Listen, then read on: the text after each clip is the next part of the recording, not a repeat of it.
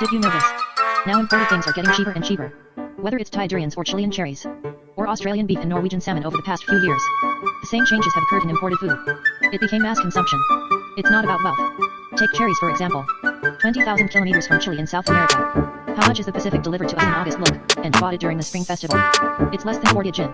That's how you do it, share, like. And drove more than 100 kilometers west of Chengdu. It is Mechuan, the main producing area of local cherries. And Li County.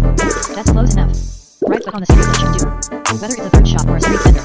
Mechuan cherries. Retail price below 45. Rare to see. If you think this example is a bit much, no convincing words. That would be a serious big punch. According to the National Bureau of Statistics, since the end of last year, the price of beef in the market has been falling. While one of the main reasons it is our country from Australia. Argentina, Brazil is the main producer of these beef. Hey, the number of imports is increasing. It's getting bigger and bigger. Due to variety differences. Beef in these places is not only easy to fry, and it's really cheap. The so-called beef freedom is not difficult to achieve. But consumers are happy. Corresponding to the business of raising cattle is getting harder and harder to do. If you don't believe me, look at this. It is the latest financial report of a list of companies that raised cattle. Share, They like. lost more than 6 billion in the first half of this year. And this came to farming and animal husbandry. Lost more than 3 billion in the first half of the year. Even because it didn't hold up. August 32 has been delisted. Think about a big public company. It's all lost like this. Will life be better for the average cattle farmer? Take a look at the comments section. Speaking of beef prices, farmers can only cry 1,000 lines. I have lost too much in the past 2 years. Yes, this is the moment. The truest current situation at the Chinese people's dinner table. Foreign agricultural products. This puts great pressure on China's indigenous agriculture. Look at this. This is the United Nations. Statistics of various countries and regions around the world. Meat consumption per capita. Not to mention the United States and Australia. Brazil at number 10. 99.15 kilograms per capita. Our per capita annual consumption of meat is 62 kilograms. Ranked 69th in the world. No matter how you compare, you have to admit it. That's how you Chinese do don't it, eat enough meat. share, So like. that's why in recent years, the state not only does not object, and it's also ramping up beef imports. Just because it's in China. More people, less land.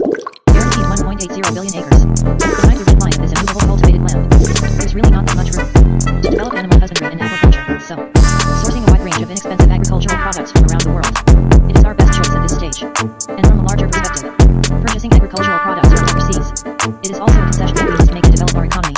Lots of fans should know. China has a whole range of industrial categories. Look globally. Unique family. Cow is not cow is really cow. But what about doing business? A word comes and goes. If we only sell but not buy, not only does the business not last long. And look. Some small pots of foreign exchange reserves. That's going to explode in minutes.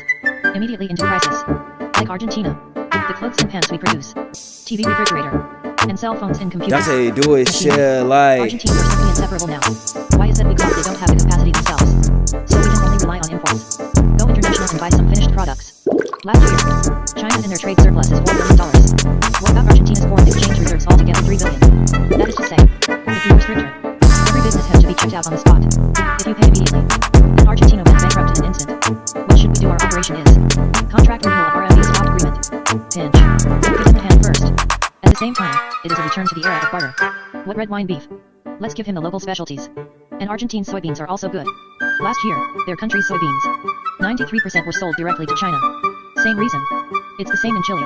They have lithium mines over there. There are 2 resources, copper. We bought a lot.